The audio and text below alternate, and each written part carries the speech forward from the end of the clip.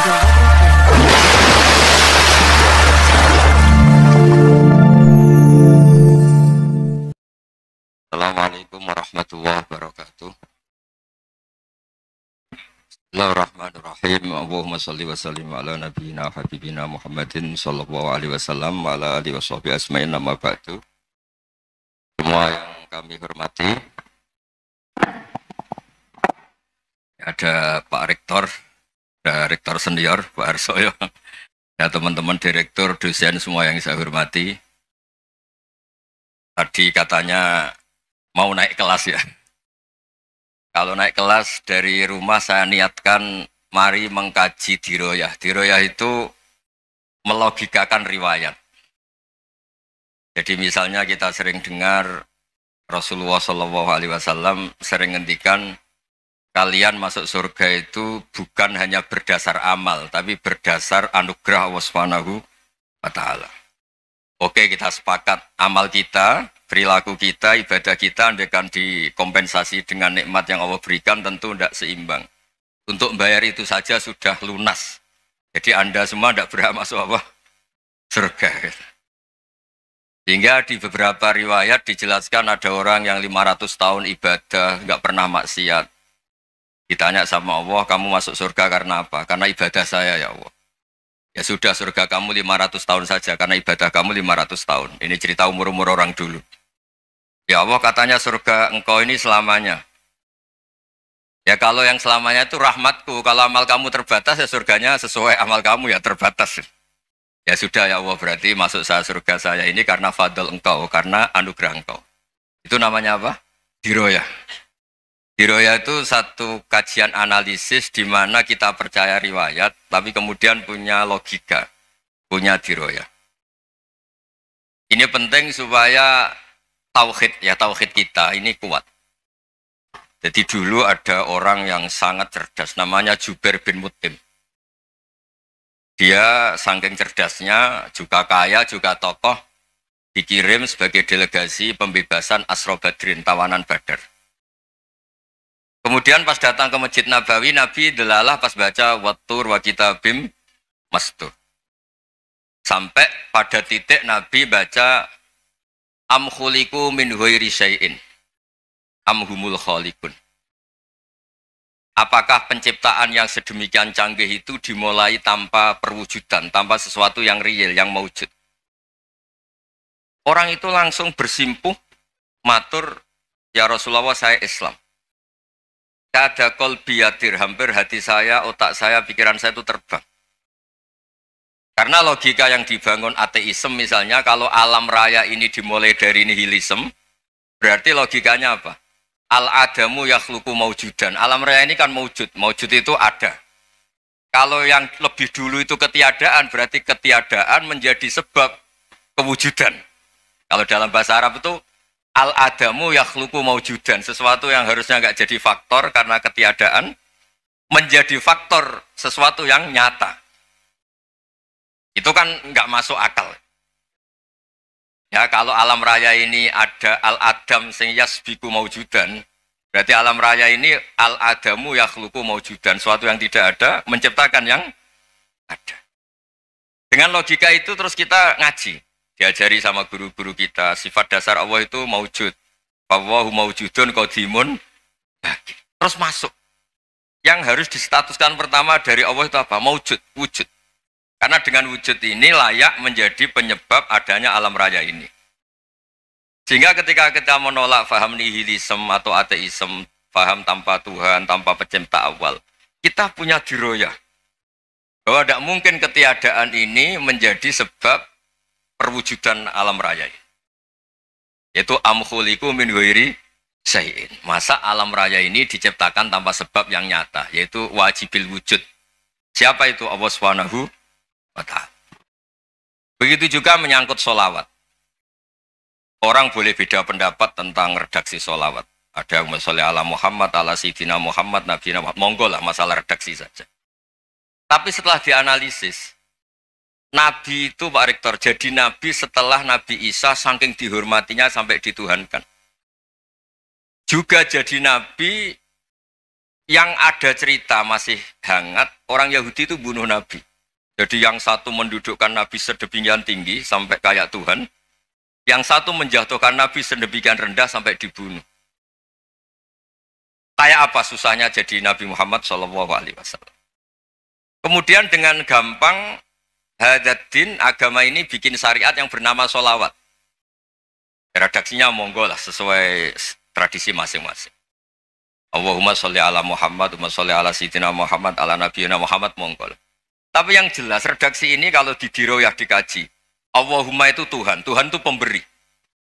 Wa Muhammadun wa in jalla qadruh abdun min ibadi. Muhammad apapun tinggi derajatnya tetap berstatus hamba.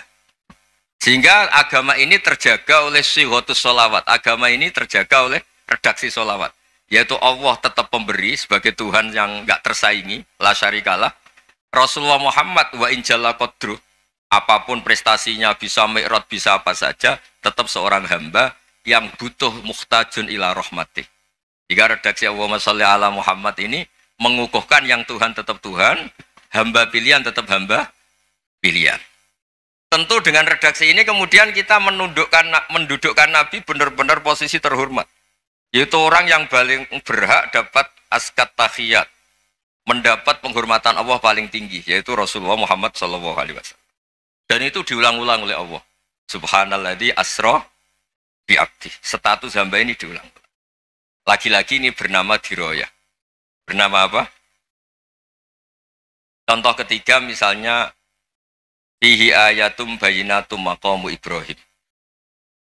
Dulu orang Yahudi itu ada diskusi masif. Syaratnya Nabi itu mbah-mbahnya harus Nabi, harus keturunan Nabi. Kemudian semua Nabi rata-rata di Palestina, di Syam. Lalu Muhammadnya asal-usulnya dari mana? Tahu-tahu orang Arab kok Nabi, padahal orang Arab itu dulu jahiliyah. Walhasil terus diceritakan, bukti Muhammad ini turunan Ibrahim adalah ada jejak kaki Nabi Ibrahim di dekat apa? Ka'bah. Fihi ayatum bayinatum maqamu Ibrahim. Kalau Nabi Ibrahim pernah di Mekah, artinya beliau pernah meninggalkan turunan yang di Mekah. Itu bernama Nabi Muhammadun sallallahu alaihi wasallam. Itu disebut fihi ayatum bayinatum maqamu Ibrahim. Nah, itu namanya diroyah. Diroyah itu satu perilaku keseharian kita beragama, kemudian tahu logikanya. Yang keempat misalnya, mangkana yu'minu billahi wal yaumil akhir falyukrim apa? Jaro. Orang yang iman karena Allah dan Rasul, maka memuliakan tetangganya. Andaikan pakai hukum sosial, tentu kalau tetangga kita baik, kita baik. Kalau kurang baik, kok kurang penggawean kan gitu. Tapi dulu itu pernah ada seorang ulama itu dibully ya, dikerjain sama anak muda tetangganya. Pak Kiai datang ke rumah saya, orang ini datang. Kemudian setelah di rumahnya, saya tidak jadi butuh sama Pak Kiai, silahkan pulang. Itu Kiainya senyum menikmati. Dan itu terulang 3 kali. Dibully seperti itu, dikerjain terulang 3 kali. Lalu tetap Kiainya tuh asik, seneng sekali. Lama-lama muda ini tanya, kenapa engkau tidak tersinggung? Padahal saya kerjain sampai 3 kali, tak undang, terus tak suruh pulang, tak undang, tak suruh pulang. Kata Kiai tadi, yang memerintahkan baik sama tetangga itu Allah. Jadi saya nikmati ketika bisa baik sama Anda. Tidak ada urusannya dengan perilaku Anda yang menolak saya. Nah itu terus kita tahu, memang motifnya kita baik sama tetangga karena iman sama Allah dan Rasul, bukan hukum kompensasi sosial. Jadi kalau mau diteruskan Pak Rektor, saya ngajar di sini ya karena perintah Allah, itu orang alim harus ngajar, bukan karena perintah Rektor. Kalau diteruskan. Ya saya mohon juga gitu, para dosen, para karyawan di sini, kalau nggak khianat dengan UI itu karena takut sama Allah, jangan takut sama Rektor.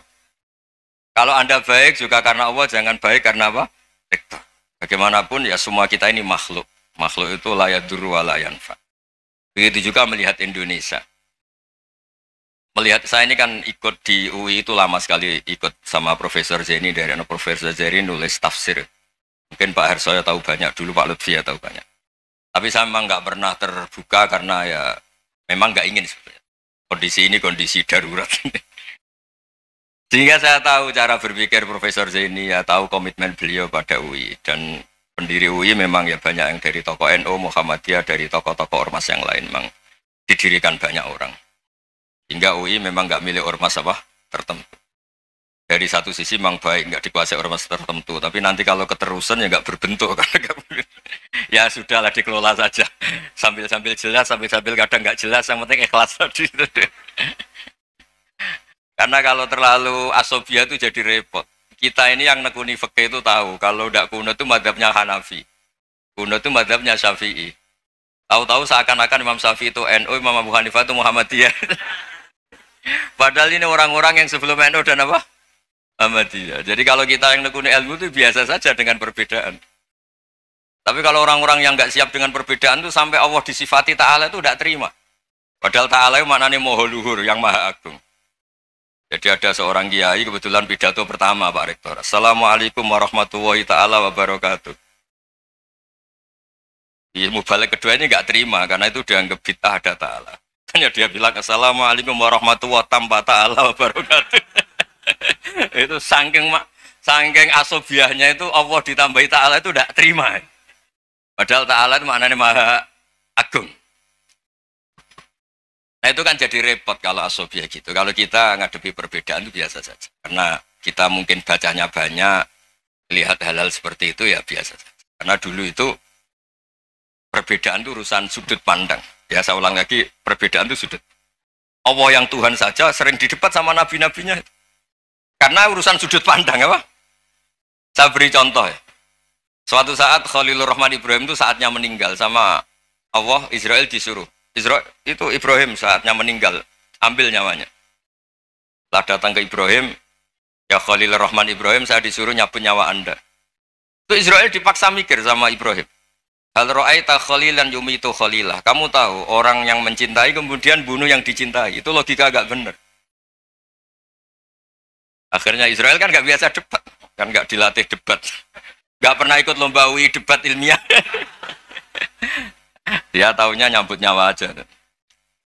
Kembali ke Allah. Ya Allah, kata Ibrahim, hal ra'aita khalilan yumitu khalilah. Masa kekasih bunuh yang dicintai ya. Tapi kata Allah santai. Bilang ke Ibrahim, hal ra'aita habiban yakrahu ayyalqa habibah.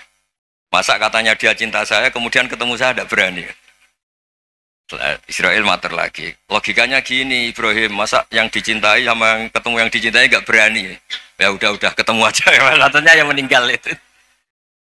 Artinya kamu bisa saja GR tidak mati-mati karena merasa dicintai, atau ingin mati karena mencintai. Nah maksud saya dalam hal-hal seperti ini orang UI pasti nggak jelas. Katanya cinta Allah suruh mati ya nggak mau. Nggak jelas kan? Dibilang nggak cinta juga nggak mau. Tapi dibilang cinta kalau ukurannya mati juga enggak mau. Nah, tapi dalam banyak hal enggak jelas itu penting Pak Rektor. Penting sekali. Buatan guyon. Saya beri contoh sekian ilmiah, enggak jelas itu penting. Rasulullah SAW itu dalam banyak hal itu disuruh Allah, memang disuruh supaya ngambil sikap seperti itu. Karena Allah itu punya otoritas penuh untuk bikin orang itu baik atau tidak baik. Wahsy itu yang membunuh Sayyid Hamzah, orang paling dicintai Nabi, di antara yang dicintai Nabi. Qatalahu Wahsyun, dibunuh oleh Wahsy. Nabi secara basarnya itu gak suka sama Wahsy. Sampai cara lahir ya ingin corong Jawa, ingin masuk nol. Tapi apa kata Allah? Laisa laka minal amri syai'un aw yatuba alaihim aw yu'adzibah. Itu tidak wilayah kamu Muhammad. Malah Wahsy dikasih tobat sama Allah. Khalid bin Walid, itu perang Uhud kalah itu karena ide brilian Khalid bin Walid. Pas itu masih panglima kafir.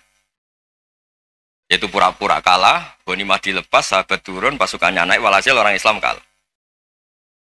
Khalid bin Walid akhirnya juga masuk Islam. Orang yang secara basariah Nabi itu gak siap. Kebalikannya juga ada. Sa'labah itu orang sampai gelar hamamatul masjid. Ini pas ngaji mesti ingat. Salam. Dia di masjid terus.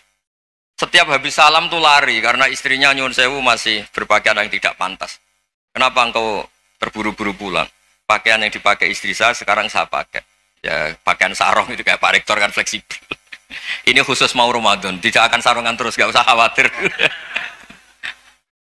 Jadi ini tadi sudah perjanjian. Saya yang kiai celananan, beliau yang rektor pakai sarung. Jadi iya. Supaya itu barter madhab. Tapi hanya sekali ini aja, bukan. Jadi jangan diharapkan ini jadi tontonan terus-menerus dan ini barter mata. Saya sama Profesor Kores juga sering gitu. Saya pakai sarung yang dihadiahi beliau, beliau pakai sarung yang dihadiahi saya. Memang itu tradisi Islam. Tahadau tahabu, kamu saling memberi hadiah maka kamu saling mencintai. Bukan riswah, bukan riswah. Walhasil terus Sa'labah ini mbok saya didoakan Nabi supaya saya kaya, supaya tidak sering ganti-ganti pakaian seperti ini sama istri saya. Jangan-jangan kamu miskin itu lebih baik. Ngotot minta didoakan. Didoain Nabi kaya, terus lama-lama ninggal sholat, ninggal jamaah. Itu Allah belum tersinggung. Yang mulai Allah tersinggung itu kan saya sering fatwa di mana-mana, sering memberi saran. Mumpung kamu miskin itu sering sedekah, karena kalau sudah kaya itu tidak bisa. Saya memberi analogi gini. Kalau saya masih santri miskin, punya uang 100.000, diminta guru saya 50 tak kasihkan, padahal itu 50%. Punya 2 kambing kurus, diminta guru saya 1 pasti tak kasihkan, padahal itu 50%. Jadi kalau punya sapi Brahman atau sapi limusin yang harganya itu 100 juta, punya 2, diminta 1 boleh enggak? Enggak boleh. Saya punya motor butut 2, diminta teman saya 1 boleh, tapi kalau Davidson Harley itu enggak boleh. Nah, walhasil itu kalau kita miskin, misalnya kita zaman kuliah atau zaman mondok atau zaman apa saja, punya uang 100.000, nartik temannya sampai 50.000 kan biasa. Tapi setelah 1 miliar, berani enggak kamu kasihkan 500 juta? Sama-sama 50%. Enggak kan? Nah Sa'labah gitu, ketika zakat masih per 40 kambing 1 kambing itu sebenarnya kan masih ringan. 41, 82. Kambingnya itu sudah mabenal jabalen. Barang dihitung zakat karena sudah ribuan, jumlahnya sampai 400 kambing. Banyak lah pokoknya. Terus kata Sa'labah, ini pemerasan. Karena jumlahnya besar. Allah tersinggung karena nabinya dianggap narik zakat itu dianggap khorot, dianggap pemeras. Allah tersinggung kemudian fa'aqobahum nifakon fi qulubihim ila yaumil. Dia ditegur munafik. Semenjak itu terus tadi kembali gak jelas tadi. Barkohnya gak jelas itu menjadi orang tuh bijak. Ini sekarang nakal, jangan-jangan nanti jadi orang baik. Yang sekarang baik, jangan-jangan suatu saat jadi tidak baik. Semua orang introspeksi. Gak ada jaminan kalau kita sekarang baik akan baik terus. Gak ada jaminan kalau kita sekarang buruk akan buruk terus. Sehingga terus banyak kiai-kiai bijak itu memang lahirnya gak tegas. Tapi gak tegas itu yang menjadikan bijak. Karena sama-sama mungkin. Itu yang disebut laisa laka minal amri syai'un aw yatuba alaihim wa yu'adzibum. Itu tidak wilayah kamu. Ketika Allah mengomentari orang munafik juga wa yu'adzibal munafiqina insya'a aw yatub. Bisa saja ada yang diseksa, bisa saja ada yang dikasih tobat.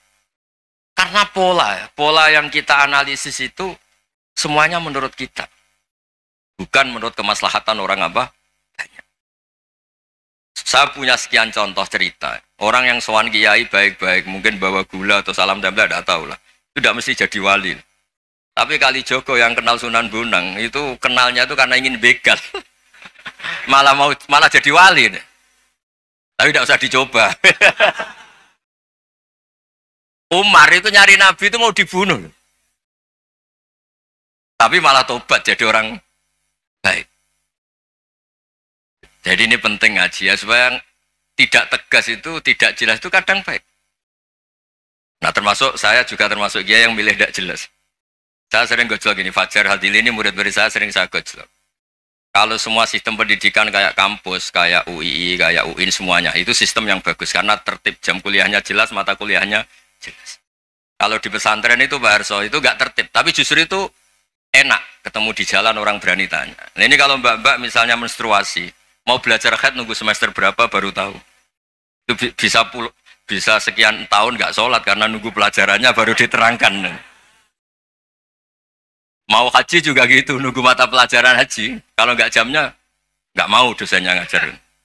Ya, kalau kiai kan enggak, ketemu di jalan, tanya, dijawab. Jam berapa juga dijawab. Artinya Indonesia itu berkah, ada sistem kampus yang tertib. Ya semoga termasuk tertib gajinya.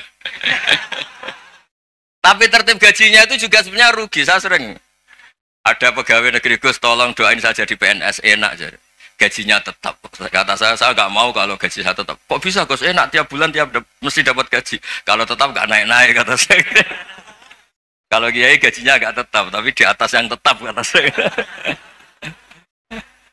Artinya Indonesia itu berkah. Kalau semuanya pakai sistem pendidikan setertib ini, orang mau tanya khed ya nunggu pelajaran khed.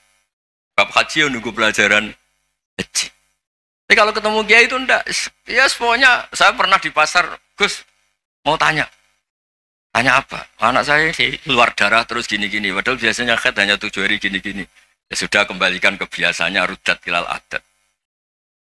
Itu enggak usah sowan ke rumah. Juga enggak registrasi dulu, enggak daftar dulu. Ya ini udah nyindir cerita saja. Supaya ini bukti koalisi beneran. Jadi saya yang kiai gak tertib jam, koalisi sama yang tertib jam. Jadi kalau semuanya sistem kampus, nanti pertanyaan itu enggak bisa on time, enggak bisa setiap saat. Makanya Indonesia itu berkah. Kiai-kiai yang alim yang di jalan-jalan banyak. Juga kiai yang di kampus dokter-dokter fikih banyak. Yang nekuni ilmu umum ya banyak. Macam-macam. Itu masalah itu kalau saling mengadili itu baru masalah. Misalnya kiai ngeluh, nggak enak jadi kiai, tidak punya gaji tetap. Yang dosen ngeluh, nggak dicium tangannya. Karena memang unik Indonesia itu. Kalau guru fikih kok dosen itu tetap nggak dicium tangannya. Karena pikirannya anak-anak itu, wong sudah bayar disuruh nyium. Itu kayak di alam sadar tuh gitu. Kalau kiai itu kan anak-anak gak bayar itu. Ya upahnya cium tangan itu.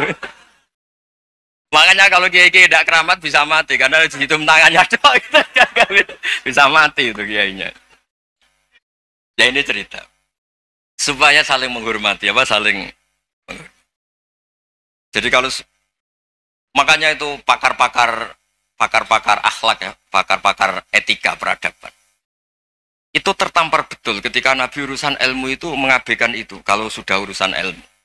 Misalnya begini, ada urusan ilmu, ada mbak-mbak cantik atau ibu-ibu cantik. Itu dalam Islam itu diajarkan jangan sopan-sopan banget. Kata Nabi, karena kekuatan ilmu itu di atas kekuatan akhlak, di atas kekuatan adab. Ya nisa an-nabi lastunna ka ahadim minan nisa. Ini taqaitunna fala takhdu'na bil qaul. Fayatma alladhi fi qalbihi maradun. Misalnya ada mbak-mbak cantik, menarik, kemudian sopan misalnya sama Pak Fajarin sama dosen-dosen. Monggo binara. Wah itu bahaya pikirannya kemana-mana itu. Orang yang imannya pas-pasan, wih berarti mau. Maksud saya kalau cantik, menarik ketemu di jalan biarin aja dosennya mau kemana biarin aja. Gak usah dihormatin. Kalau dihormatin, Pak mau kemana sadarian mau bisa bahaya ya. Tak biarin aja. Kalau tanya, Dek ini alamatnya mana? Cari sendiri Pak. Karena hanya dengan cara itu si Pak dosen ini gak kepikiran. Gak ada orang suka orang kedus itu gak akan. Tinggal sudah cantik, sopan. Wah bisa pikirannya macam-macam. Itu ilmu. Fala takhdu'na bil qaul. Kamu jangan terlalu lirih kalau ngomong. Fayatma alladzi fi qalbi maradun. Orang yang pikirannya masih kotor pasti berpikir yang negatif. Anda mungkin demi sopan sama dosen Anda. Tapi sejauh mana dosen Anda juga berpikir positif. Itu kan uji iman sama uji nyali. Nah, sama pejabat yang sopan sama kiai mungkin punya Alphard, punya Robicon, punya terus bawa uang banyak. Terus sama kiai cium tangan hormat. Jangan-jangan kiainya yang pikirannya macam-macam. Ini berarti bisa jadi muhibbin potensial misalnya. Nah, saya ini termasuk kiai yang pengagum ilmu. Sehingga saya sama orang yang medit, yang kikir sama saya itu saya senangnya bukan main. Kenapa? Karena kalau orang medit itu gak berhak nuntut. Tapi kalau orang lomo 1 juta minta surga, 2 juta ya minta apa? Surga. Gus, salam template. 200.000 aja kadang minta surga. Tapi kalau yang kikir-kikir ya sudah salaman tok sudah. Gak minta apa-apa, kan dia tahu diri, oh gak bayar kok minta. Maksud saya, Islam itu luas, dinikmati saja, Pak. Dinikmati saja. Nah itu diroya, maksudnya itu diroya. Diroya itu, kamu tahu aturan Islam itu, kamu harus yakin khairihi wa syarrihi minallah. Semua itu ujian, tapi kemudian dikaji. Makanya saya ini termasuk pengagum Imam Syafi'i. Imam Syafi'i itu dikasih tahu. Ada orang yang di depan engkau cium tangan hormat, tuh di luar ngomong-ngomong. Ngata-ngatain Anda. Imam Syafi'i tertawa-tawa, sewenang. Loh, ada ini dikata-katain di luar kok. Kok tidak kamu anggap munafik malah tertawa. Berarti saya wibawa, di depan saya nggak berani. Dianggap enteng saja. dibilangin, sebagian orang kampung sini nggak suka sama engkau. Baguslah, nggak akan lu pinjem uang sama saya. Kata. Di mana-mana orang pinjem minta tolong tuh karena seneng. Kalau benci kan enggak. Intinya dianggap enteng saja. Yang terjadi di dunia itu semuanya dianggap enteng saja. Man asa ilaika fakot atlakoka. Yang berburuk sama kamu itu membebaskan kamu. Coba kalau akrab, titip. Ya misalnya akrab sama Pak Fajar. Bilangkan ke Pak Rektor, sangkat tuh jadi guru tetap atau apa, kan ribet. Kalau tidak cocok kan nggak minta apa-apa. Makanya hati-hati Pak Rektor sama yang akrab-akrab itu. Itu dulu saya juga nggak paham. Di antara wasiat Bapak yang sering diulang-ulang tuh itu. Suatu saat kamu jadi kiai, ngelola orang nggak seneng tuh gampang. Sudah, situ orang lain. Tapi kalau ngelola orang nggak orang seneng tuh repot. Mintanya aneh-aneh. 100.000 aja minta surga. Hanya teman tenis saja minta naik jabatan. Intinya itu ya sudahlah dikelola. Yang seneng ya berkah, mungkin teman berjuang, teman diskusi. Yang nggak seneng ya berkah, karena ini tidak minta macam-macam, enggak seneng. Nah itu namanya diroya. Diroya itu satu kajian keilmuan yang menjadikan kita ini nyaman dengan riwayat-riwayat, panduan-panduan dari Rasulullah Shallallahu Alaihi Wasallam kayak tadi. Kenapa sih tentang baik sama tetangga, baik sama tamu? Hitung-hitungannya itu mangkana yu'minu billahi wal yaumil. Saya pernah dicium sama orang miskin yang akut, miskin betul. Itu tak ajarin, Anda ini lebih hebat ketimbang orang-orang kaya. Misalnya gini, misalnya ada komunitas rektor atau kiai besar. Saya ini kata orang banyak termasuk kiai besar. Mungkin kalau pinjam uang itu karena mau beli mobil, aksesoris mobil, karena kita kiai top, atau rektor, atau orang-orang top. Kalau sesama orang miskin itu pinjem-pinjemannya itu urusan beras, itu urusan nyawa. Tren mana? Nyelamatkan nyawa sama aksesoris mobil. Nyawa. Jadi pahala kamu pasti lebih besar. Itu senengnya jadi orang miskin terus keterusan sampai sekarang. Itu. Lo coba kalau menteri sama menteri, rektor sama rektor, kira-kira pinjemannya apa Pak Arso? Kan kalau mau beli mobil atau mau umroh VIP, pokoknya yang keren-keren. Kalau orang miskin pinjam karena apa? Makan kan? Beras kan? Makanya kalau yang sedang miskin monggo lah, kalau ingin teruskan. Maksud saya Islam itu seenak itu. Islam itu segampang itu. Sudahlah yang sedang miskin ya keren. Karena sekali sosial itu urusannya apa? Nyawa. Tapi kalau miskin semua ya Indonesia bisa tutup kan. Ya sudah yang kaya-kaya itu saya menyelamatkan Indonesia karena bayar pajak yang menjadikan Indonesia berjalan. Tapi ya dipakai yang benar. Nah, begitu seterusnya. Ada kiai miskin cerita ke kita. Terus enak jenengan alim, terus punya santri banyak, bisa ngajar di mana-mana. Saya bilang, hebat kamu. Dia hidup di daerah tertinggal. Itu yang diajarkan kan hanya tauhid. Kan nggak mungkin desa tertinggal baca fikih perbandingan madhab. Kan nggak mungkin. Kalau yang kayak Pak Fajar, Pak Sadali kan nggak mungkin. Fikih perbandingan apa? Madhab. Menyorot madhab dunia. Kayak engke-engke itu kan nggak mungkin.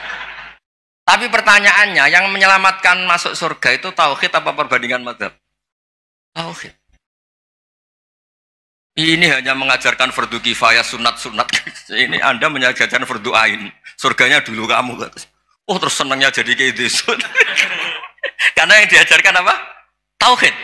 Sementara kita yang gaya-gaya ini, ajarkan perbandingan apa? Ada studi banding ke Al-Azhar kemana-mana. Ini enggak, tauhid. Dari orang nyembah pohon jadi nyembah Allah Ta'ala. Keren enggak? Keren. Jadi terus kiki sama saya senangnya bukan karena tak bela.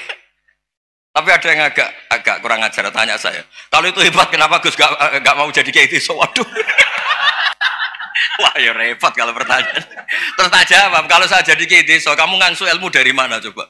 Ya dari jenengan, ya kalau sama gobloknya tidak bisa. Ya sudah, Gus aja jadi kiai besar. Maksud saya, ya sudahlah kita begini seperti yang saya ajarkan di sini, saya sarankan supaya orang itu tahu. Nah, ini namanya diroyah, apa? Makanya kata Imam Ghazali itu kalau kamu ingin sopan gampang melihat anak kecil. Dua aqallu minni dzamban, dia dosanya lebih kecil. Karena masih kecil kan, tentu secara dosa enggak banyak. Kalau melihat orang yang tua, dua aktsaru minni ibadatan, dia tentu ibadahnya lebih banyak karena umurnya lebih banyak. Sehingga terus semua orang lain tuh di depan kita itu hebat. Ya semua orang lain sama misalnya Pak ini rektor, Pak Fathul Wahid rektor. Tanggung jawabnya lebih banyak, berarti pahalanya lebih banyak. Tapi sama, ketika melihat Nyon Sewu, melihat pegawainya yang secara lahir di bawahnya, ini tanggung jawabnya nggak banyak, pasti salahnya juga enggak. Itu yang diajarkan Rasulullah SAW, sehingga enak lah. Tapi kalau kita melihat orang lain selalu salahnya, itu pecundang. Allah saja tidak seperti itu kan, amal baik ya ada khairan, amal buruk ya ada saron, semuanya dilihat oleh Allah Subhanahu wa Ta'ala. Saya tuh punya teman Gus, agak beling, agak seenaknya. Dulu miskin. Wah itu seenaknya betul. Kayak kenal Tuhan sudah. Tak tanya, kenapa kamu seenaknya? 1 bulan tuh labanya bisa 200 juta sampai 500, sampai 1 miliar. Saya itu Gus, setelah duha itu perkembangannya bagus. Duha, sholat duha itu. Saya pernah miskin, kan kata apa? Ingka rezeki fisama, apa? Wa ingkana qalilan, ya kalau fisama fa'anzilhu, terus wa ingkana qalilan fakasirhu, kalau sedikit perbanyak. Ini trennya sudah benar semua. Nah, wa ingkana apa? Ya, haroman fatohiru. Kalau haram yang kau sucikan. Makanya saya seenaknya kalau qalilan sudah fakasiru, paling trennya yang nggak benar juga fatohiru kata Mas. Dia yakin kalau yang nggak benar-benar sudah disucikan Allah, karena yang lain-lain sudah dari miskin sudah kaya, qalilan sudah fakasiru, paling yang haroman juga sudah fatohiru gitu. Tak tanya, lah kamu kok tahu? Polanya sudah ada Gus, karena sang qalilan. Kamu sembrono sama Tuhan kok begitu kan? Tapi apapun itu seneng saya.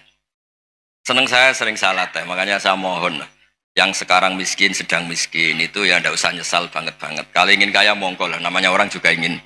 Ya, tapi Anda harus bangga. Sosial antar kalian adalah urusan nyawa dan itu pahalanya luar biasa. Supaya kita, nah yang kaya-kaya juga boleh GR lah, karena pembayar pajak. Dan itu bisa menyelamatkan apa? Indonesia Raya. Begitu seterusnya. Itu yang diajarkan Nabi, antawadu'u hatta la yabghiya ahadun ala ahadin. Kamu semua harus tawadhu sehingga antar kalian tidak saling tidak sopan, tidak saling liar, tidak saling mendolimi. Termasuk tadi sikap gak jelas tadi. Orang dolim yang sekarang dolim bisa saja tobat, yang sekarang soleh bisa saja nanti. Semuanya tuh mungkin. Kita diajari ya muqallibal qulub tsabbit qalbi ala dini.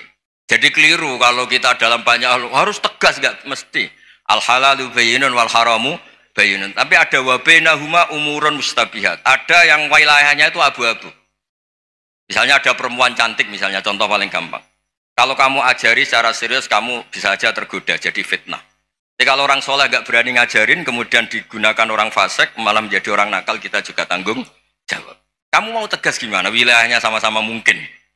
Wilayahnya sama-sama mungkin. Yang dekat pejabat mungkin terkontaminasi KKN. Tapi kalau pejabat gak dekati orang soleh, punya perilaku yang gak soleh, yang repot juga Indonesia kan? Nah hal-hal seperti itu kita tidak perlu ngambil sikap. Maksudnya nggak usah ngambil sikap, ya kita buktikan kalau milih satu madhab, kita buktikan semuanya lebih baik, semuanya lebih bermanfaat, semuanya lebih berperadaban. Karena nggak bisa dihindari wa bainahuma. Termasuk nyuwun sewu, saya mohon maaf sama mulai Pak Harso, Pak Lutfi sampai Pak Fathul Wahid. Saya ini termasuk kiai yang nggak suka dekat sama orang-orang top. Bukan karena hasud. Memang konstitusi kiai harus gitu, la tamuddanna ainaika. Kenal orang lebih tinggi itu kan resiko. Misalnya saya kiai desa, mungkin punya keri tua sudah seneng, punya kijang tua sudah seneng. Gara-gara kenal Pak Wahid naik Kempri, waduh kok saya kalah itu. Kenal orang itu kan resiko. Mungkin dosen-dosen sini kalau kenal saya di Rembang juga resiko. Di sini gak ada cium tangan, melihat saya dosen, wah gak enak jadi dosen. Jadi memang harus dibatasin. Sekiranya mungkin orang terus, karena latamud dan nanawa, ainaika ilham. Kamu jangan sering melihat orang lain yang mungkin secara lahir dapat nikmat yang lebih tinggi timbang Anda. Kalau kamu nggak bisa ngelola hati Anda bisa hasut, Anda bisa dengki. Paling tidak Anda bisa ada syukur. Saya itu sering didolani pejabat. Juga sering melihat pejabat di TV-TV. Naik mobil aja ada yang naikkan. Bahkan kalau wudhu itu anduk aja ada yang bawa. Itu kalau yang nggak kuat, wih naik jadi pejabat. Ya makanya terus konstitusi kiai itu mengatur, sudahlah, mata kamu itu kamu batasin. Jangan melihat sesuatu yang potensi ya, potensi menjadikan Anda tidak apa syukur. Jadi saya mohon, ini memang konstitusi saya sebagai kiai, jadi saya tapi di hati saya tetap akrab. Saya doakan semua untuk UI, untuk semua orang Indonesia kita doakan. Kita ingin semuanya tambah baik, tambah baik. Ya, ngoten mawon. Assalamualaikum warahmatullahi wabarakatuh.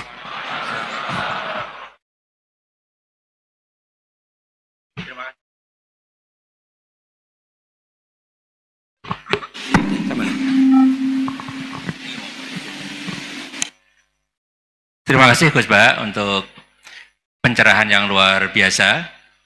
Kita masih punya waktu 28 menit.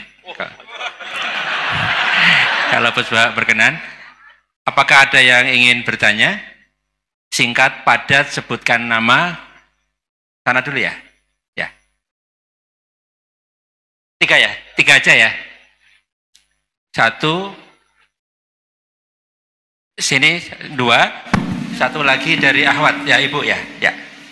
Silakan, 1 dari sana ya. Ya, maju aja, maju. Mikrofonnya ini. Ya.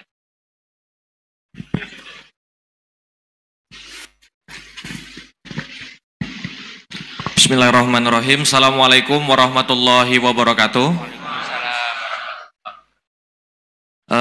Perkenalkan Gus Baha. Nama saya Boyi, mungkin agak beda dengan pada umumnya. Saya bukan dari kalangan santri, tapi ketika mendengar ceramah Gus Baha pada awal-awal saya kuliah itu merasa kok kayak sebelumnya kenapa tidak masuk santri aja gitu. Karena ternyata toh yang diajarkan juga banyak dasar-dasarnya atau prinsip-prinsipnya yang sama dari jalur berpikir dan lain sebagainya. Yang ingin saya tanyakan di sini adalah ketika Gus Baha menyampaikan tentang diroyah. Mungkin singkat saja Gus, apakah diroyah ini alat atau ilmu universal yang bisa digunakan ketika berdialog dengan orang-orang yang mengatakan itu kan kaidah kalian gitu, itu kan kaidahmu. Ada hal-hal yang memang tidak bisa dipersamakan atau tidak bisa digeneralisir. Ya mungkin seperti itu Gus. Dan juga yang terakhir, kalau boleh saya izin bersalaman boleh Gus. Kesempatan. Oke, Assalamualaikum warahmatullahi wabarakatuh.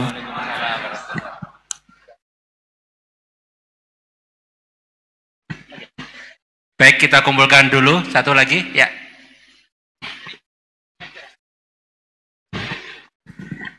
Cek.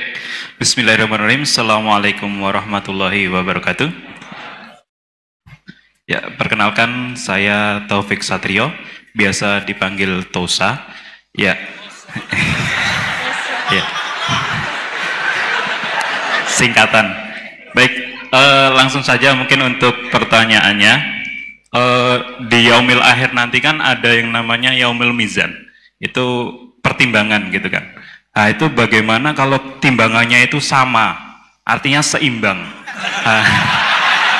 Apakah itu nanti akan berada di tengah-tengah antara surga dan neraka atau seperti apa? Kemudian yang kedua, itu terkait dengan perbuatan buruk ke orang lain. Ketika kita berbuat buruk ke orang lain itu kan kita istilahnya zalim kepada orang lain. Tapi di lain sisi, itu secara zahir kan seperti itu. Tapi di lain sisi, di akhirat itu kan kalau secara pahala, kita itu membantu orang lain mendapatkan pahala.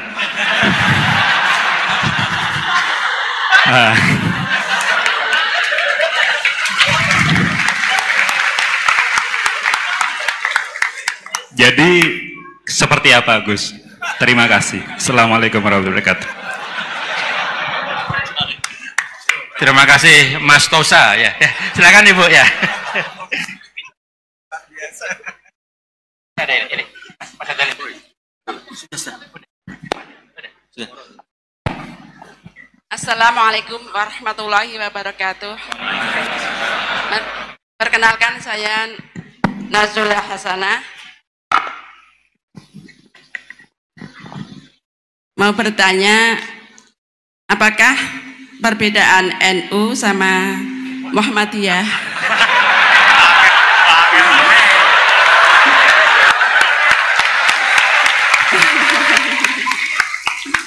Tadi kan dijabarkan. Terus dalam sholat subuh itu kan ada yang pakai doa kunut, ada yang enggak. Tolong jabarkan. Wassalamualaikum warahmatullahi wabarakatuh.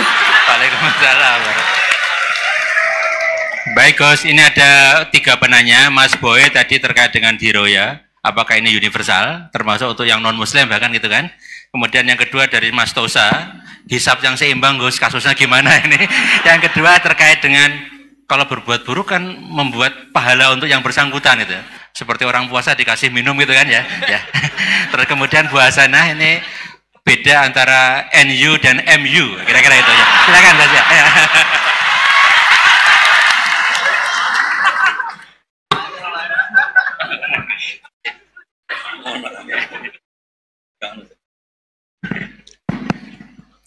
Bismillahirrahmanirrahim. Sebelum saya jawab, saya senang kalian semua senang dengan suatu yang taat itu.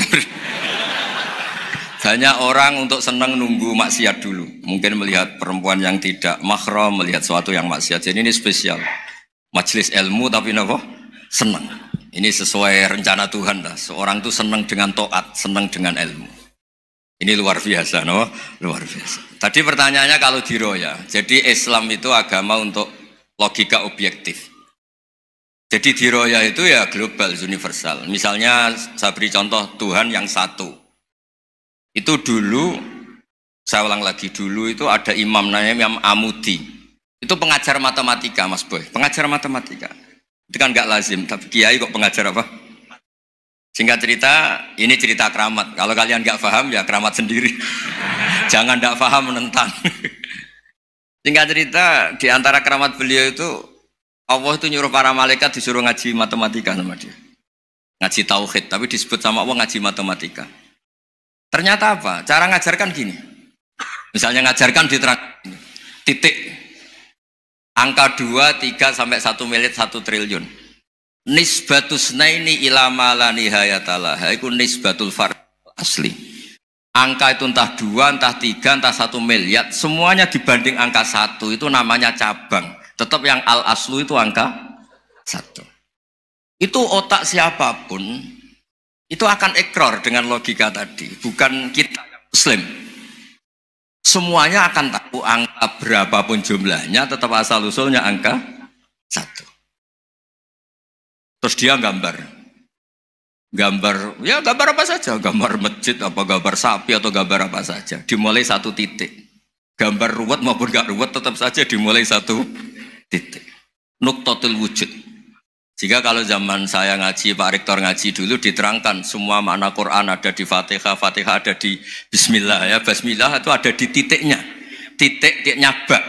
Lah kenapa ini hebatnya Quran? Kenapa dimulai dari 1 titik? Untuk maklumatkan semua alam raya ini dimulai dari 1 titik, yaitu wujud Allah. Logika seperti itu kan orang nggak terima gimana? Mbok gambar seruat apapun dimulai dari mana coba? 1 titik. Angka sebesar apapun dimulai angka apa? 1. Jadi diroyah itu ya universal gitu maksudnya. Ya gitu Mas Boy ya. Jadi diroyah itu universal. Ya soal ada yang belum dapat hidayat apa itu nomor 2, tapi logika yang dibangun Islam itu. Terus pertanyaan kedua apa? Draw tadi. Mizan. Kamu ingin draw? Ini kasih nih, nggak pernah ngaji Quran itu. Di antara yang diterangkan Quran detail itu Ashabul A'raf apa? Ashabul A'raf, orang yang baiknya sama buruknya itu imbang. Itu sudah disediakan nanti di surga itu ada pagar. Kamu ingin di situ? Pagar pembatas apa? Pagar pembatas. Di surga enggak, neraka enggak. Jadi kejadian surga dan neraka itu gini tak terangin ya. Jadi kira-kira gini. Kan hisab itu hanya rubu'un nahar, sekitar 2 jam, 2 jam setengah selesai. Jadi 1 dunia ini dihisab Allah, hanya Allah butuh waktu 2,5 jam. Rubu'un nahar. Kenapa gitu Pak Rektor? Karena semuanya datang ini sudah terindikasi dan itu sudah jelas. Misalnya orang yang soleh banget, wajahnya bersinar, bahkan semua tubuhnya bersinar. Yas'anuruhum baina aidihim. Yang pas-pasan, ya sinarnya pas-pasan. Sehingga nanti yang punya sinar cukup di kanan. Yang kelip-kelip agak ini yang rawan kesaruk ini yang gelap gulita langsung di kiri. Nah itu terus faduri babenahum bisuril lahubab. Terus Allah langsung bikin pagar. Nah yang rawan kesaruk pagar yang kelip-kelip tadi. Yang temangsang ini. Karena yang jelas hitam di kiri, yang jelas putih kanan. Yang abu-abu ini sama malaikat digaruk saja. Nah, terus temangsang di Araf itu. Nah, terus setelah di pagar ini dia punya kegiatan. Kalau melihat neraka bilang Rabbana srif anna adzaba jahannam. Kalau melihat surga ya Allah, ma kuntu asqa khalqik. Saya ini hamba Engkau yang tidak paling sial dan Kau Maha Rahman. Tolong saya jangan dihadapkan ke neraka lagi. Karena itu menyiksa. Sabar. Wa ahraqaka. Ya, ketika melihat neraka itu dia komentar, ya Allah, neraka ini begitu merusak wajah saya. Hawa panasnya itu sudah menghancurkan semua. Baunya juga agak enak. Saya minta saya dihadapkan ke surga bersama Allah. Tapi kamu tidak minta lagi kan? Tidak, saya hanya minta itu tok. Gitu. Nah ini saya pandu. Kalau kamu ngalami tak pandu. Kalau kamu ngalami tak pandu. Sama Allah terus diberi janji supaya tidak minta yang lain. Tidak, saya tidak akan minta lagi. Terus melihat surga. Nah, di surga melihat orang kayak gitu kan. Di surga nanti kalian kan hura-hura semua. Wah, istri yang di dunia kurang cantik, rewel. Yang di surga itu istrinya cantik semua, gak rewel semua. Gak minta belanja, cantiknya tidak usah ke salon, pokoknya top lah. Terus dia melihat tersiksa, cara Jawa ngiler. Wih, masa ngelihat tok? Akhirnya ya lama-lama berani ngajukan, ya Allah masa ngelihat tok? Gitu. Dikasih masuk gitu. Ya terus, tapi kamu kan janji tidak minta lagi. Ya terus ngerayu-ngerayu Tuhan lagi. Akhirnya walhasil nanti kalau betul-betul Araf itu nasibnya akhirnya masuk surga. Tapi tadi digarap dulu lah, dikerjain dulu. Itu lama sekali perjalanannya, memang lama sekali. Nah soal orang membunuh itu, apa contohnya tadi? Berbuat buruk sama orang lain, ya apapun lah. Berbuat buruk sama orang lain itu, kalau faktanya nanti tobat, Allah yang bisa ngelola itu. Makanya Nabi pernah senyum-senyum, pernah tertawa-tawa. Sungguh ketika Allah menghendaki rahmatnya itu semuanya indah. Yaqtulul qatil fayatubu hadza. Jadi ada orang yang saya membunuh, terus dia tobat serius. Kemudian al-maktul yang dibunuh ini masuk surga karena madlum. Qatilnya karena tobat serius juga masuk surga. Ya begitu juga di kedoliman-kedoliman yang lain. Jadi ya makanya tobat itu penting sekali. Ya taruh saja begini yang terkenal ya, contoh Wahsy itu jelas di surga karena syahid dibunuh Wahsy. Apa Hamzah? Hamzah ini jelas di surga karena matul syahidan, dibunuh secara syahid oleh Wahsy. Tapi karena Wahsy tobatnya serius, nanti juga di surga. Begitu juga keburukan-keburukan yang lain. Jadi tobat ini misalnya ada orang hartanya dicuri. Tentu yang dicuri ini kalau dia orang baik, ya mungkin secara formal lapor polisi. Tapi kalau dia orang baik mungkin ridho lah, sudah itu, sudah ridho kan. Berkahnya ridho, dia menjadi orang baik karena ridho diuji Allah, hartanya apa? Dicuri. Kemudian yang mencuri tobat. Entah harta itu dikembalikan, entah dikasihkan masjid sebagai amalnya yang dicuri, entah apa-apa. Allah ngasih tobat orang ini. Kemudian sama-sama jadi orang baik, kemudian sama-sama di surga. Makanya itu Nabi sampai senyum-senyum, betapa rahmatnya Allah tidak terbatas. Sama lagi, betapa rahmatnya Allah tidak terbatas. Bahkan qatil sama maktul bisa ngopi di surga bareng tadi itu. Karena ya tadi, masyhur itu. Yang paling legenda dalam sejarah Islam kan, saya pernah membunuh orang yang sangat dicintai Rasulullah. Sebagai tobat saya akan membunuh orang yang paling dibenci Rasulullah. Singkat cerita, Wahsy ini menangi bunuh Musailamah al-Kadzdzab, orang yang ngaku-ngaku Nabi yang merusak tatanan apa? Islam.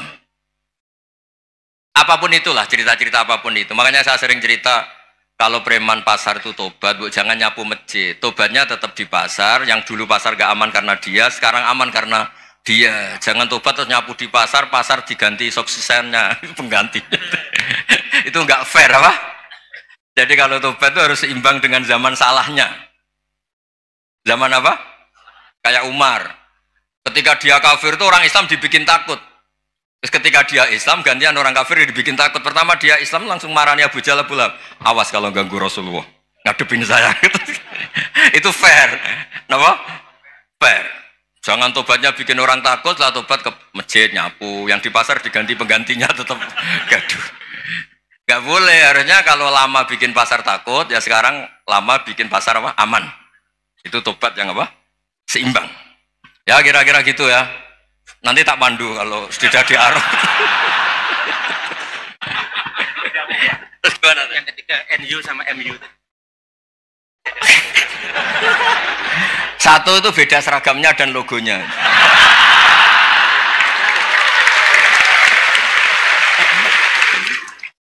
Kedua, nama ketua umumnya. Ketiga, tanggal acara besarnya. Muktamar Muhammadiyah dan NU itu beda. Sudah beda satu abadnya. Tentu dulu Muhammadiyah. Tapi begini ya, perbedaan itu nggak bisa dihindari. Karena tadi ada sudut pandang apa? Ada sudut pandang itu nggak bisa dihindari. Ini cerita yang nyata ya. Saya ulang lagi, senyata-nyatanya. Andaikan betul Rasulullah itu hanya kunut 1-2 kali, maka kalau menurut mazhab Syafi'i, apa salahnya melakukan sunnah terus-menerus meskipun Nabi itu melakukan hanya beberapa kali? Karena pertama sesuatu yang pernah dilakukan Nabi pasti akan menjadi sunnah yang terus-menerus. Nabi itu puasa Senin Kamis juga tidak selalu. Salah kalau ada orang bilang, Nabi malah takut kalau ibadah sunat dilakukan terus-menerus karena nanti takut dikira wajib. Itu masyhur dalam kaidah usul fikih. Tapi yang tidak kunut juga tidak salah, karena ya tadi, Nabi ya pernah kunut, Nabi juga pernah tidak kunut, karena Nabinya orang banyak. Kan bukan Nabi kelompok tertentu, no? Jadi sederhana. Terus menyangkut, ini dengerin betul, sujud. Sujud itu banyak ulama yang mengatakan untuk sah itu harus melibatkan 7 anggota. Umirtu an asjuda ala sab'ati azumin al-jabha wal yaden warukbaten wal qadamen. Saya diperintahkan sujud itu melibatkan 7 anggota, yaitu jabha, yaden, 2 tangan, 2 lutut, terus 2 qadamen. Tapi Imam Syafi'i ngendikan, andaikan ada pendapat yang mengatakan ukurannya cukup jabha, maka itu juga benar. Karena Nabi ketika sujud ngendikan sajadalaka waj'i wa sam'i wa basori. Ya Allah telah sujud ke engkau wajah saya, jabha saya. Nabi tidak menyebut tangan, tidak menyebut rukbaten, tidak menyebut qadamen. Ini wajah tu wajah, ukurannya itu hanya jabha. Itu kayak iya, kayak enggak. Nah, hal-hal seperti itu yang menjadikan ada ijtihad. Ijtihad itu satu pemikiran yang cara sudut pandang itu kayak iya, kayak enggak. Nah, itu terus ada al-madhaibul arba'ah. Terus ketika implementasi di Indonesia, dulu Mbah Ahmad Dahlan juga ngaji Bahasa Soleh Darat. Mbah Hasyim Asy'ari juga ngaji Bahasa Soleh Darat. Ketika di Mekah sama-sama ngaji Syekh Khotib Minangkabau, sama-sama ngaji Syekh Mahfud Termas. Jadi ya kalau di keluarga kita itu ya biasa aja perbedaan-perbedaan itu selama masih ilmiah dianggap biasa aja. Karena memang ngelola sudut pandang itu nggak bisa ditertibkan. Nabi Yahya itu suka berkawan orang soleh. Karena berkawan orang soleh itu enak. Tapi kalau Nabi Isa suka dadani desa-desa tertinggal yang masih macam-macam. Ketika ditanya, kenapa engkau suka berkawan orang-orang gitu? Ana tabibun udawil mardo. Di mana-mana kiai itu ya nyembuhkan yang sakit. Jadi kalau dakwah yang sudah iman tuh akeh tunggale gitu. Tapi dakwah gitu kan tantangan. Itu sudut pandang. Ada nabi itu yang tertawa terus guyon terus. Yang satu murung terus. Ya sama Nabi Isa dan Yahya kan satu angkatan. Mali aroka dohikan fakaan nama tak manumin makrillah. Kamu kok tertawa-tawa terus, seakan-akan nggak ada adab saja. Yang satu tanya, mali aroka abisan kaan nakata kenatumir rahmatillah. Wong kok murung terus, kok dunia orang rahmat deh. Nah, Anda ini orang hebat. Guyu banter ya iso, nangis banter ya iso. Nah, itu sudah orang kombinasi itu. Isa ya mau, ya mau, Muhammadiyah ya gelem, NU ya gelem. Ya maksudnya sudah biasa aja. Karena tadi konstitusi NU yang mengatakan ibadah harus ikhlas karena Allah, Muhammadiyah juga sama harus ikhlas karena ya sudah, kalau karena Allah sudah selesai kan. Yang menjadi masalah itu kan identitas untuk hadun nafsi, untuk diri sendiri. Kalau kita ikhlas masalahnya apa? Coba masalahnya apa coba? Imam Syafi'i pernah di Masjid Abu Hanifah yang tidak kunut. Beliau enggak kunut. Ketika tanya, 5 ada taroktal kunut, ikroman di hadal madhab. Saya menghormati madhab ini. Jadi ya biasa. Sebaliknya juga sama. Orang-orang Hanafi kalau Imam Syafi'i kunut, ya ikut kunut. Karena kalaupun Anda yakin itu tidak disyariatkan, kamu juga yakin itu tidak membatalkan apa? Sholat. Itu yang perlu dicatat. Kalau Anda tidak yakin sunat, kan tidak yakin kalau itu membatalkan sholat. Jadi sebetulnya kalau dianalisis secara keilmuan itu ya semuanya normal. Karena tadi Rasulullah itu al-bahrul muhit, Nabi itu lautan yang luas sekali. Orang akan mengambil air sesuai kapasitas masing-masing dan akan merasakan kualitas air juga sesuai kapasitas masing-masing. Orang yang sangat haus melihat air seteguk ini luar biasa. Tapi yang tidak haus mungkin melihat itu biasa-biasa saja. Jadi makanya saya mohonlah, sudahlah itu biasa saja, apalagi secara sanad ya sama, secara tradisi sama. Ya soal perbedaan harus dengan NU, antara Muhammadiyah juga biasa beda. Mungkin di UI antar rektorat juga beda-beda. Yang satu suka dekat rektor, yang satu suka enggak. Monggo asal itu niatnya ikhlas. Terakhir saya beri cerita, ada sahabat ditanya, "Sifli wajah Rasulillah." Coba tolong saya ceritakan wajahnya Nabi kayak apa. Sahabat itu nangis senangis-nangisnya. Kenapa engkau menangis? Saya itu tidak pernah melihat wajah Rasulullah SAW. Loh kenapa? Engkau kan sahabat. Sungkan. Sebagai bentuk penghormatan saya tidak berani melihat wajahnya. Sebagai bentuk penghormatan pada waktu Nabi, saya tidak berani sowan. Nabi di dalam punya keluarga, punya istri, punya cucu. Kalau saya sowan tuh ganggu. Ya masuk akal. Bentuk hormat itu tidak ganggu kan. Tapi ada orang-orang yang bentuk hormat, bentuk sayang itu sering datang ke majelis Nabi. Sama-sama masuk akal. Bisa didebat gimana? Sama-sama masuk akal. Ya sudah, itu ijtihad. Maksudnya itu ijtihad. Itu sudah sama-sama masuk akal.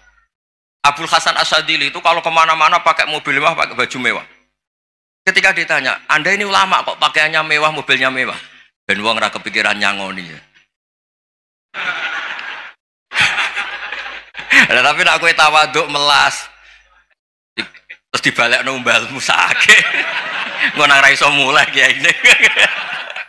Ya tapi misalnya semua gitu mesti ada yang salah paham, itu keangkuhan. Tapi kalau semuanya kelihatan gembel, nanti orang trauma jadi kiai. Takut kayak itu. Ya sudah, itu wilayah ijtihad, sudah tidak usah ya, pokoknya sudah, yang penting ikhlas. Anda berani tanggung jawab nanti ketika ketemu Allah Subhanahu wa taala. Nggih, ngoten. Assalamualaikum warahmatullahi wabarakatuh.